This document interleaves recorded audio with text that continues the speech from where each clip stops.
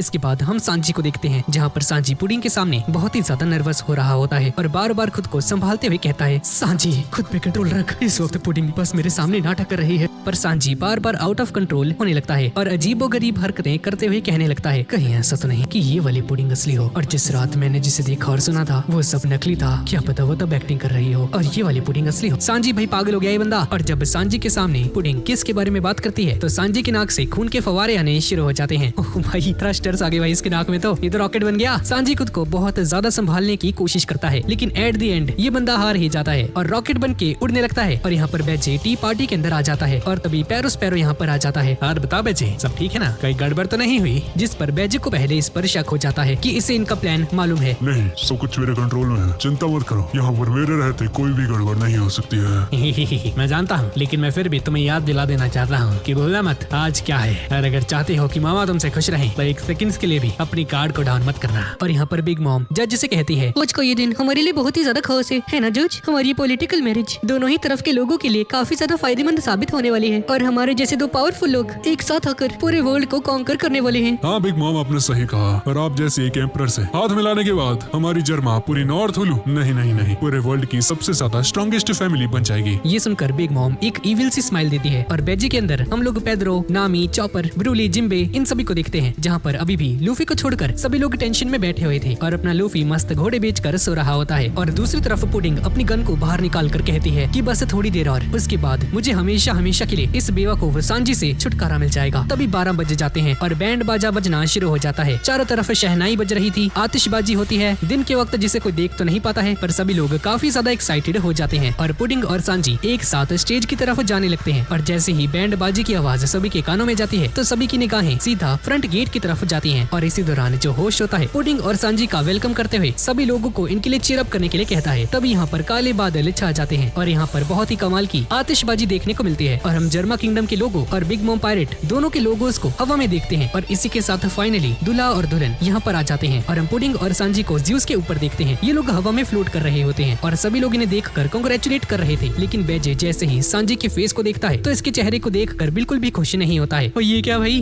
भाई सांजी की हंसी देखो एक बार, किस एंगल से लग रहा है ये बंदा इस टी पार्टी को बर्बाद करने में एक इंपॉर्टेंट रोल को निभाने वाला है। भाई साफ नजर आ रहा है भाई इसको मजा आ रहा है सांजी को। और बेजी का चेहरा सांजी के चेहरे को देखकर गुस्से से लाल होने लगता है और अपने मन में कहता है कि मुझे इन सभी को मिलते साथ ही मार देना चाहिए था, गलती कर दी मैंने, न जाने मैंने किन पागलों के साथ अलायंस बना ली है। और यहाँ पर जिम्बे लूफी को जगाने की कोशिश कर रहा होता है। जिम्बे लूफी के कान में जोर से चिल्लाता है, यहाँ तक कि इस पर हाथ तक उठा देता है, इस पर घूस से लात मारता है लेकिन लूफी उठने का नाम नहीं लेता है। मार मार कर इसका मुंह सुजा देता है लेकिन इसके बावजूद अपना लूफी मस्त घोड़े बेचकर सो रहा है। और जार जिम्बे सोने दे यार, वन पीस, हाँ कितना सुंदर है। अपना लूफी वन पीस के सपने देख रहा होता है और एट द एंड जिम्बे इन सभी से पूछता है, अरे यार इसे कैसे उठाया जाए? जिम्बे मैं तुम्हारी फीलिंग्स को समझ सकती हूँ और लूफी को उठाने का बस एक ही तरीका है, हमें इसे बहुत सारा खाना देना होगा। और चॉपर इस काम में लग जाता है और बेजी के साथियों से कहता है कि क्या तुम्हारे पास मीट होगा क्या? हाँ है, क्यों? तो ठीक है, जल्दी से उसे यहाँ पर लेकर आओ। और बाहर सांजी पूरी तरह से आउट ऑफ कंट्रोल हो चुका है और ये बंदा ऑलमोस्ट पुडिंग के प्यार में पागल हो चुका है। भाई लिटरली ये लड़की इसे मारने वाली है लेकिन अपने सांजी को क्या ही फर्क पड़ता है। पर बीच बीच में सांजी को रियलिटी के दौरे पड़ने लगते हैं और अपने आप से कहने लगता है कि भाई संभल जा, ये वही लड़की है जो कि अभी 2 मिनट बाद तुझे मारने वाली है। पर अगले ही सेकंड सांजी का वही ठरकीपन अंदर का जाग जाता है और लट्टू होकर बंदर की तरह नाक को फुलाते हुए अपनी बत्तीसी दिखाना शुरू कर देता है। और तभी मैदान में वेडिंग केक भी आ जाता है और इस वेडिंग केक की हाइट किसी बिल्डिंग जितनी बड़ी थी। भाई साहब इतना बड़ा केक, भाई ये तो एक कैसल जितना बड़ा है। बिग मॉम के मुंह में सुनामी आ जाती है, ऐसे जंगली जानवर की तरह लार टपकाना शुरू करती है कि जैसे बचपन से ही भूखी हो। और इस वेडिंग केक को इस तरह से तैयार किया गया है कि सांजी और पुडिंग इसी के ऊपर शादी करेंगे। और वेडिंग केक की इस खूबसूरती को देखकर सभी लोग दंग रह जाते हैं और ये सभी वीआईपीज ये सभी लोग भी आपस में बात करते हैं कि आज से पहले इन सभी लोगों ने ऐसा यूनिक वेडिंग केक कहीं भी नहीं देखा है। और बिग मॉम बहुत ही ज्यादा एक्साइटेड हो जाती है क्योंकि अगले ही पल वो मोमेंट आने वाला है जिसका इसे बेसब्री से इंतजार है जब पुडिंग सांजी को गोली मार देगी। अब वेडिंग केक की खूबसूरती को देखकर सभी लोग दंग रह जाते हैं और सभी लोग वेडिंग केक के ही चर्चे कर रहे होते हैं। और योंजी ये सब कुछ देखकर कहने लगता है, अरे यार पुडिंग कितनी कमाल की है ना, अगर मुझे पहले पता होता कि सांजी की शादी इससे होने वाली है तो इसकी जगह शादी के लिए मैं ही राजी हो जाता। वैसे भी इसके जैसा एक फेलियर इतनी खूबसूरत लड़की को डिजर्व नहीं करता। तुम्हारा दिमाग तो ठीक है, क्या तुम नहीं जानते हो अगर तुम बिग मॉम की बेटी से शादी करोगे तो तुमसे तुम्हारी आजादी को हमेशा हमेशा के लिए छीन लिया जाएगा। हाँ शायद तुम सही कह रहे हो। और ये जो एक जगह पर बस चुपचाप बैठी हुई थी लेकिन अपनी नजरों को चारों तरफ दौड़ा कर कहने लगती है, जैसा कि सांजी ने बताया था यहाँ सच में बिग मॉम के टॉप के फाइटर्स इन सभी ने हमें हर डायरेक्शन से घेर कर रखा है और ये सभी लोग निहत्थे यहाँ पर बैठे हुए हैं। ठीक है वैसे भी जर्मा ने कोई बहुत ज्यादा अच्छे कर्म तो नहीं किए हैं, लेकिन सांजी मैं उम्मीद करती हूँ कि तुम्हारे पास यहाँ से एस्केप करने का कोई न कोई प्लान जरूर होगा। पर क्या मैं तुम्हारी ही तरह तुम्हारे कैप्टन लूफी पर भरोसा कर सकती हूँ? और बेजी सभी से कहने लगता है पका चुका है दोस्तों, सबके सब तैयार रहो। और लूफी के सामने बहुत सारा मीट लेकर आया जाता है और एक पल में ही इसकी आंखें खुल जाती हैं और खाने पर टूट पड़ता है। लूफी, हमारे पास खाने पीने का समय नहीं है, अगले 1 मिनट के अंदर अभी सांची पर गोली चलने वाली है, इसलिए हमें जल्द से जल्द निकलना होगा। और जिम्बे मिरर वर्ल्ड के जरिए लूफी को पकड़कर यहाँ से निकल जाता है और लूफी जाते जाते सारे मीट के टुकड़ों को उठा लेता है। सब कुछ तैयार हो जाता है और ये पादरी इन सभी को ये फालतू की कस्में दिलाना शुरू कर देता है। सभी लोग गौर से पुडिंग और सांची को ही देख रहे होते हैं और काताकुरी अपनी फ्यूचर ऑब्जर्वेशन हाकी का यूज करता है, जिससे कि इसे फ्यूचर की ग्लिम्स नजर आ जाते हैं, जहाँ पर ये देखता है कि पुडिंग अचानक से ही नीचे जमीन पर गिर जाती है और सांजी को नहीं मार पाती है। आखिर ये कैसे हो सकता है? पुडिंग, आखिर तुम कैसे गिर सकती हो? और ये पादरी सांजी से कहने लगता है हाँ तो सांची बच्चे हैं, चलो इसका घूंघट उठाओ। और यहाँ पर घूंघट उठाने वाला मूवमेंट आ जाता है। पुडिंग, क्या तुम इसके लिए तैयार हो?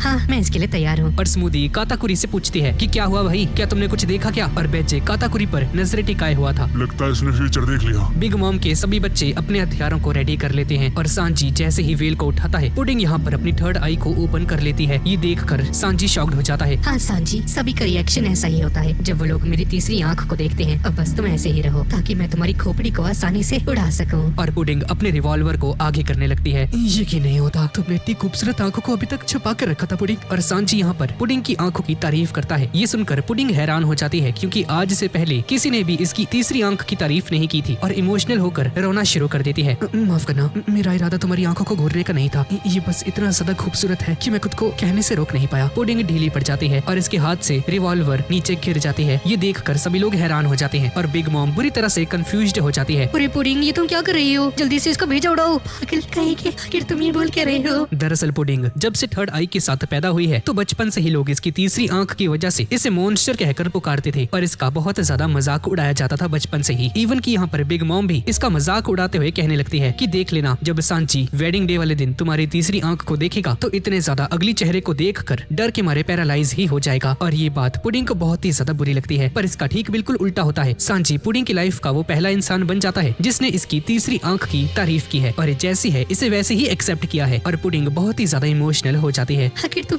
इतने डरावने लोग की तारीफ कैसे कर सकते हो? तुम जरूर मुझसे झूठ कह रहे हो सांजी। और बिग मॉम डेस्परेट हो जाती है और इसे समझ में नहीं आता कि आखिर यहाँ पर चल क्या रहा है। और बिग मॉम जब पुडिंग को पहली बार देखती है तो इससे कहने लगती है कि तुम भले ही मेरी बेटी हो, पर तुम्हारी इस तीसरी आंख की वजह से मेरा मन नहीं होता कि मैं तुम्हारी तरफ देखूं भी। तुम सच में एक बहुत ही ज्यादा बदसूरत लड़की हो। और सभी बच्चे इसे बहुत ज्यादा छेड़ते हैं। कुछ लोग तो बचपन में ही इसे देखकर डर जाते थे और इन सभी चीजों से तंग आकर पुडिंग तब से ही बुरी बन जाती है। और प्रेजेंट में पुडिंग रोते हुए कहने लगती है कि सांजी तुम मुझसे झूठ कह रहे हो। मैं एक बदसूरत लड़की हूँ तो तुम मेरी तारीफ कैसे कर सकते हो सांजी? मैं तुम्हें इसके लिए कभी माफ नहीं करूंगी, मैं तुम्हें जान से मार दूंगी। और इसे रोता हुआ देखकर सांजी इसे संभालने की कोशिश करता है। पुडिंग, आखिर तुम इसे मार क्यों नहीं रही हो? पर पुडिंग को इतना ज्यादा ढीला पड़ता हुआ देखकर पादरी से इशारा कर कहती है कि अब ये काम तुम्हें करना होगा पादरी, जान से मार दो इसे सांजी को। ये पादरी गन को उठाता है और जैसे ही सांजी को शूट करने वाला होता है तभी काताकुरी दोबारा से फ्यूचर ऑब्जर्वेशन यूज करके देखता है कि ये पादरी सांजी को मार नहीं पाया है। इसी वजह से काताकुरी एक जेली बीन को थ्रो करता है और सांजी को मारने की कोशिश करता है, पर सांजी भी अपनी ऑब्जर्वेशन हाकी का यूज करता है और बहुत स्मूथली इस अटैक से डॉज कर जाता है, जिसकी वजह से ये जेली बीन सीधा इस पादरी को लग जाती है सांजी को लगने की जगह, और पादरी का निशाना भी कहीं और ही लग जाता है। और इस गन की आवाज को सुनते साथ ही बेजी अपने मन में कहने लगता है कि स्ट्रॉ हैट, मुझे निराश मत करना। और यहाँ पर नामी, लूफी क्या तुमने सुना? गन शॉट की आवाज आ गई है भाई, अब तुम्हारी बारी। हाँ नामी मैं समझ गया, तुम चिंता मत करो, अब बस मेरा जलवा देखो। और सभी लोग गन शॉट की आवाज सुनकर पैनिक कर जाते हैं और विंस्मोक जज कहने लगता है कि आखिर यहाँ पर चल क्या रहा है। तभी काताकुरी मैदान में आ जाता है। काताकुरी, आखिर पुडिंग ने उसे शूट क्यों नहीं किया? बताओ तुमने क्या देखा? मामा, फिलहाल के लिए सारी बातें छोड़ दीजिए और तैयार हो जाइए क्योंकि यहाँ पर भगदड़ मचने वाली है। कोई यहाँ पर आने वाला है और एक ऐसी सिचुएशन क्रिएट होने वाली है जिससे कि खुद मैं भी कंट्रोल नहीं कर सकता हूँ। और चारों तरफ हलचल होना शुरू हो जाती है, जमीन कांपने लगती है, सभी लोग पैनिक कर जाते हैं और अगले ही पल केक को बीच में से फाड़ते हुए एक नहीं दो नहीं बल्कि 50 से ज्यादा लूफी यहाँ पर आ जाते हैं, जिसे देखकर यहाँ पर सभी मौजूद लोग हैरान हो जाते हैं और हर तरफ भगदड़ मच जाती है। इतने सारे लूफी के बीच में जो ओरिजिनल वाला होता है, असली वाला लूफी कहने लगता है कि चलो धमाल मचाते हैं और सभी लोग यहाँ पर पैनिक कर जाते हैं और चारों तरफ भगदड़ मचने लगती है। और बेची लूफी की इतनी ज्यादा धमाकेदार एंट्री को देखकर एक स्माइल करता है और रीजो और विंस्मोक फैमिली के मुंह खुले के खुले रह जाते हैं। और हम एक फ्लैशबैक को देखते हैं जहाँ पर लूफी ने बेजी से रिक्वेस्ट की थी, और मोटे बेजी तुम्हें एक बड़ा सा मिरर रखवाना होगा वेडिंग केक के अंदर ताकि मैं केक को फाड़कर एक बहुत ही धमाकेदार एंट्री कर सकूं। नहीं लूफी, ऐसा नहीं हो सकता, भला मैं ऐसा क्यों करूंगा? और वैसे भी तुम्हारा काम है फोटो को छोड़ना। हाँ भाई मैं जानता हूँ, पर मैं केक को फाड़कर बाहर निकलूंगा और धमाकेदार एंट्री के साथ उस फोटो को भी तोड़ूंगा। आखिर तुम्हें क्या लगता है मामा के केक को डिस्ट्रॉय करके तुम लोग बच जाओगी क्या? ये बहुत ही घटिया आइडिया है। अरे उस सब की माँ, तुम तो वही हो ना जो कि लोगों की कॉपीज बना सकती हो। हाँ लूफी, ये लोगों के रिफ्लेक्शंस को मिरर के अंदर कैद करके उसे दूसरे एनिमल्स के ऊपर रिफ्लेक्ट कर देती है, जिससे कि उनकी कॉपीज बन जाती हैं। तो भाई फिर तो तुम बहुत ही ज्यादा काम की हो मेरी ब्रूली। और लूफी बहुत सारे एनिमल्स को पकड़ कर ले आता है और ब्रूली से कहता है कि चलो अब इन सभी को मेरे जैसा बना दो। और प्रेजेंट में बहुत सारे लूफी के क्लोन्स ने पूरी तरह से भगदड़ मचा दी होती है। और ये सारी चीजें देखकर मॉर्गन यहाँ की फोटोज लेना शुरू कर देता है और बोलता है कि कल के न्यूज़पेपर में एक बहुत बड़ी हेडलाइन छपने वाली है। अच्छा हुआ मैं इस वेडिंग में आ गया, जरा देखो तो ये वर्स्ट जनरेशन का स्ट्रॉ हैट लूफी है। ये सुनकर डूफेल्ड कहने लगता है, पर ये तो एक एम्परर से उलझने की कोशिश कर रहा है, मुझे नहीं लगता इससे कुछ हो पाएगा। और पूरा का पूरा वेडिंग केक यहाँ पर कोलैप्स करने लगता है, जिसे देखकर बिग मॉम के चेहरे का रंग उड़ जाता है। और हम इतने सारे लूफीज के अंदर ब्रूक को भी देखते हैं। ब्रूक भी यहाँ पर लैंड कर जाता है और सांजी पुडिंग को लेकर मून वॉक करते हुए यहाँ से निकल जाता है। लूफी,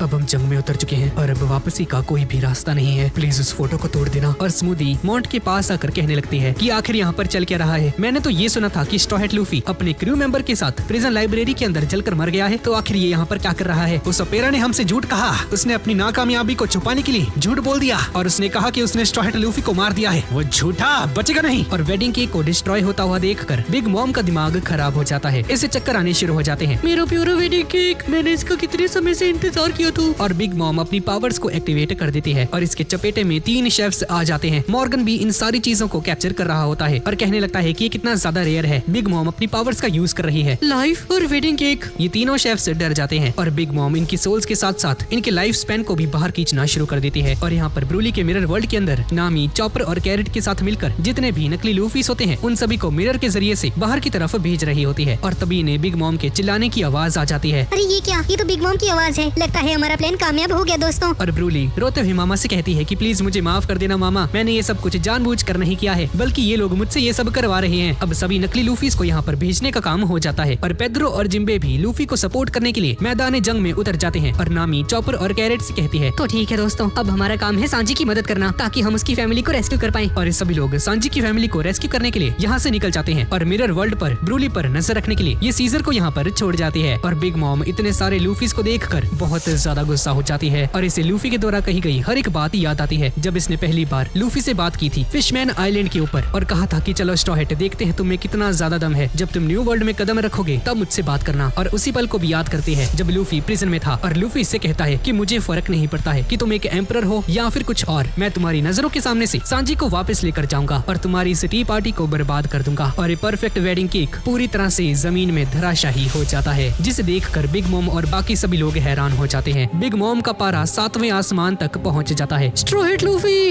अगर दम है तो मेरे सामने आकर दिखाओ। तुम तो यहाँ पर मेरी बैंड बजाने आई थी ना, तो इतने सारे लोगों में छिपने की क्या जरूरत है तुम्हें, मेरे सामने हो। और बेजी भी ये सब कुछ देख रहा होता है। अरे यार, बिग मॉम कितनी बड़ी बेवकूफ है। भला लूफी क्यों बताएगा कि वो अभी कहाँ पर है। पर एज एक्सपेक्टेड हमारा लूफी बहुत ही ज्यादा समझदार है। आइंस्टाइन के जितना दिमाग है इस बंदे में। बिग मॉम की बच्ची, मैं यहाँ पर हूँ। और बिग मॉम को इसके सामने रिस्पॉन्स करते हुए देखकर बेजी बुरी तरह से शॉक्ड हो जाता है। भाई साहब, इसका मुंह देखो भाई, क्या हो गया इसको। बेजी लूफी की तरफ बस देखता ही रह जाता है।